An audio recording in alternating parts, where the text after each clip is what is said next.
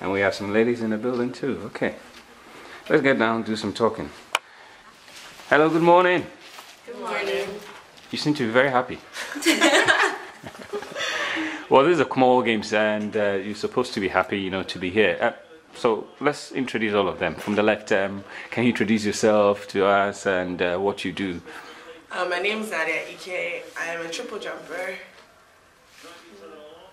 My name is Flings, Owusu-Agyapong. I run the 100 and I'll also be doing the relay. Janet Amponsah, 100 meters, 200 meters, and 4 by 100. You all seem to be well kitted. Yes. Well, Nadia, let's start off with you. What has your experience at the Commonwealth Games been like? So far it's been great. I mean, the most important thing for me as an athlete is having a place to stay, having food to eat, and having somewhere to train, and all those needs have been met. So that's my biggest priority coming in, and I mean, it's been a great experience meeting new people and being able to practice when I need to, and on top of competing yesterday. And from the time that we went to camp until now, I think I've had an amazing experience overall, so I can't really complain. And you competed in the triple jump? Yes, I did compete in the triple jump. How was it for you? Well, I made it to the final and ended up 10th place overall, which is great because I think the second youngest person in the field. And so for my first show out, you know, I think I did an amazing job, and I had a season best jump in the qualification round, so I'm really happy about that. Well, she's so happy. What about Flings? Are you also very happy? I am. I think this experience has been great. This is my first Commonwealth Games, and so far from what I've heard, I think our experiences here have been great. In camp, one of the things I loved was they hired Ghanaian caterers to cook for us, which in Scotland, that's a hard thing to do. So the fact that they thought of us, they thought of the food we needed to eat and did that for us, I thought that was amazing, on top of everything else they've done. Okay, well, Janet has a history of the Commonwealth Games because you were at the last one in 2010, Delhi, and now Scotland. How has Scotland been like for you? Yeah, I think Scotland is different from India. Because India, we went there without even giving us running vest and other stuff. But this year, things are different. We get running vests, shoes, bags, and a lot of stuff. So I'm really happy. How was it like, you know, when you say things are so different? In India, how were things like? In India, we didn't have even like camp like the way this year we did for 1 month's camp before this competition. India, we went there 3 days after the competition. 3 days before competition? The competition, yeah. We went there. But this year we get a lot of time for 1 month's camp here before the competition. So I think this is the best. Okay. Well, you compete later on tonight in the 200 meters. Are you ready for it? Yeah, I'm always ready. Well, I always ask the question Ghanaian journalists want to ask. What color of medal are you bringing back home? I think everyone is here for medal. And there is a lot of people who is going to compete. So for now, I can't promise them I'm going to bring them medal, but they should look up and see what's. Okay. Well, there's been a lot of reports, and this morning we were just looking at one on Ghana Web who said you guys are doing wash and wear, essentially. So you wear a uniform in the morning, you wash it in the afternoon, wear it back and in the evening. What are your impressions on that specific issue, Nadia? Well, first let me just say none of my stuff has been washed because I've had enough to wear for the week. So I practiced Monday. When did I compete? I practiced up until the time that I competed. I don't think I've washed my stuff. So that, I don't know where that source is coming from, but that's false because I've had enough clothes to wear. And to be honest, I compete in America and I compete at the NCAA level, and we only do get one uniform. And for conference, you compete 2 days back to back. So, I mean, the only thing you might have to wash is your uniform, but it's nothing that's, new to an athlete. And I think, like I said before, as an athlete, your biggest concern is what you're going to eat, where you're going to sleep, and where you're going to train. And once those things are met, there's no excuses as to how you're going to perform. Your uniform is just an article you're wearing. So, I mean, I don't know where that source is coming from, but I've had enough to get me through competition, and I'm here now, so. Flings, how does it feel, knowing that your family is sitting back, Canada, thinking, you don't have enough clothes to wear?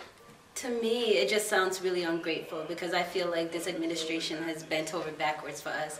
The amount of things I was on my first team in 2006 and I've never received this much stuff. So to hear that somebody here is saying, oh, we're not getting enough stuff, to me it's just, you're not grateful for things. And I think that it just feels horrible knowing that someone's here and not being thankful that we're getting so much. Well, Janet, you've already told us about the experience in India and Scotland being so, different. When you were on the track, or you were about preparing for a major competition like 200 meters, tonight, and you hear stuff like this, how does it, feel? Like, it doesn't change how I'm going to run.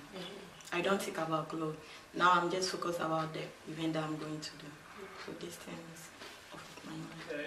You just keep it out? Yeah. Because it's this thing. Well, it gets to that stage, where you just sit down and say, okay, so tomorrow there's going to be another story. Right. We don't know where it's going to come from.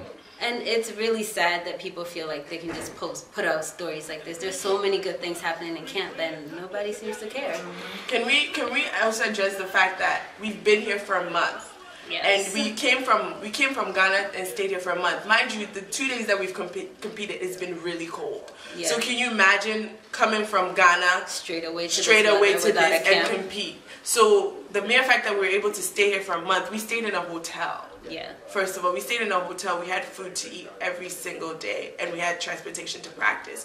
Yeah. And so we really got the chance to get acclimated to this weather. And so competing in that cold, I mean, it wasn't the ideal temperature, but I wouldn't have had it any other way than to camp. To come to Ghana from 90 degrees Fahrenheit to here, which was like 50 or something like that, And so we were put in the best position to compete. Yeah.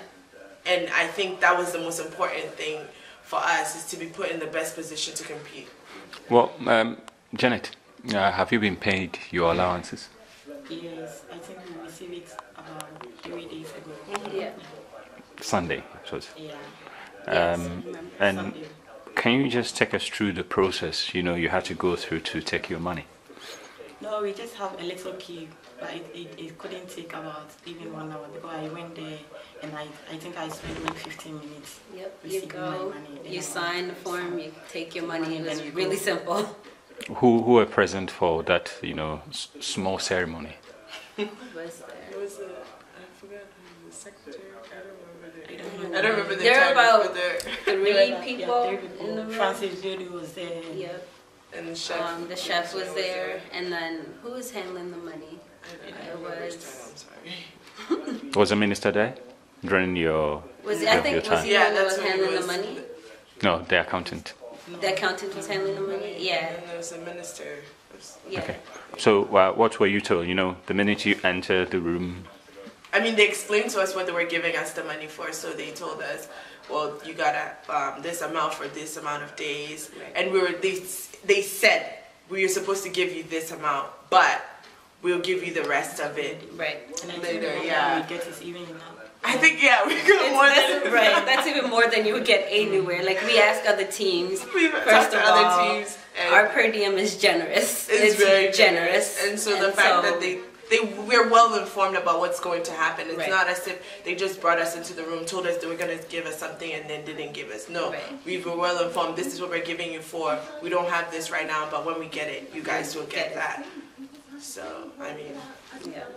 Well, what's been a dynamic, between officials and athletes all throughout this period of the pre-games and then the Commonwealth Games itself?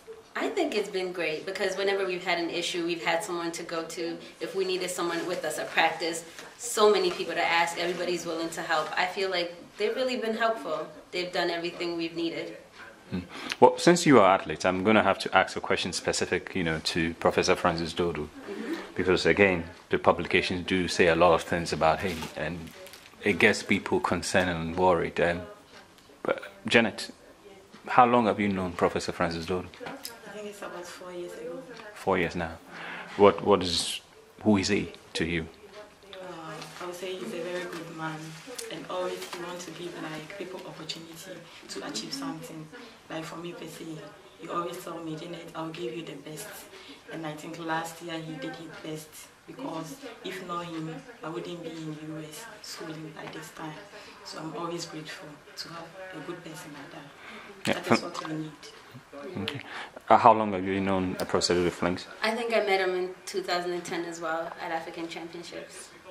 And I'll say the same thing. I just see all the good things he's doing. It concerns me that there's so many articles coming out because from what I see and from what I know he's been doing, all of those things are false. It worries me that the media is printing these things without fact check, without really checking to see what the situation is. From what I've seen, he's done nothing but good. Like sending athletes to school, that's not easy. I had to find my own school in the US and I know that process. It's not easy. So the fact that they had, what was it, 11 in January alone? Yep. Plus more before that. To me, that's mind-boggling. People don't see that. That takes work. That's not just, let me call a school. No, that you have to get transcripts. You have to make sure that the school will take care of the athlete. Yeah, and you have to pay for things as well. The process costs money. So the fact that they were able to get all these people and they're still doing that process for others, it's amazing to me. And to see somebody who's doing such good work just always being brought down in the media, it's sad. It saddens me because to me, it's like, how much can they take? This is somebody we need. We need people like this in athletics to keep bringing things up. And all people are doing right now is tearing him down. And to me, it's horrible to me. Nadia? And I just met him last year, but from what I see, like, he's a hands-on person. And I would have never known his role if by just talking to him in the sense that he's the most humble person I've ever met. And to have the president of the Olympic Committee, he used to be a triple jumper and I'm a triple jumper, actually train you for competition, that says more about the person than it can ever say. He doesn't just sit there and, you know, give directions on what's going to go. He actually comes to he came to my practice, worked with me on stuff that I needed to do, has actually taken me in his own hands and helped me achieve certain things that I wouldn't have learned on my own. And when I competed every single day, he was sitting right in the coaching box, telling me what I needed to do and giving me feedback and supporting me in ways that, you know, I wouldn't expect somebody at that level to do, you know. And he's accomplished so much that I think when you meet him, you would expect him to be boastful because he really is an accomplished man, but you don't get any of that. The level of humility, and believe it or not, the day we're sharing all this stuff, he was down on his knees, separating the sizes. And I don't think that's his role at all. I don't think that's part of his role, but he was down with us, helping everyone get their sizes, making sure everything was done. You know, so to me, what people are saying about him, it doesn't add up at all.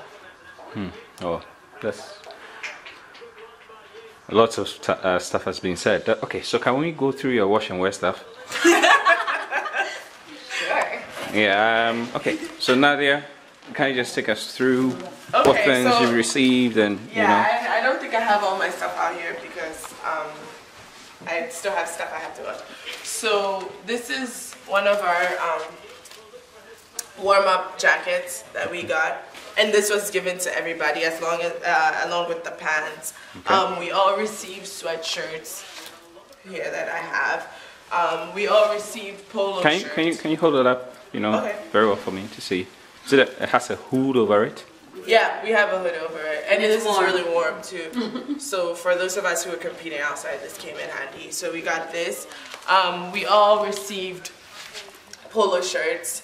Okay. So we received red and yellow. And then badminton and table tennis, I think, got different polo shirts along with what they already have.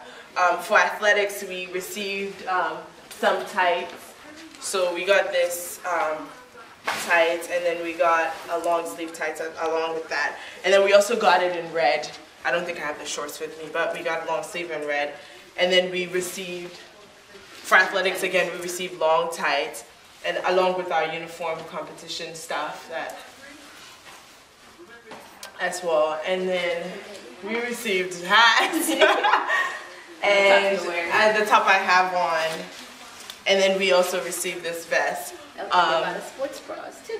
Oh, and received sports bras. And then for athletics as well, received these t-shirts. And I also got my spikes.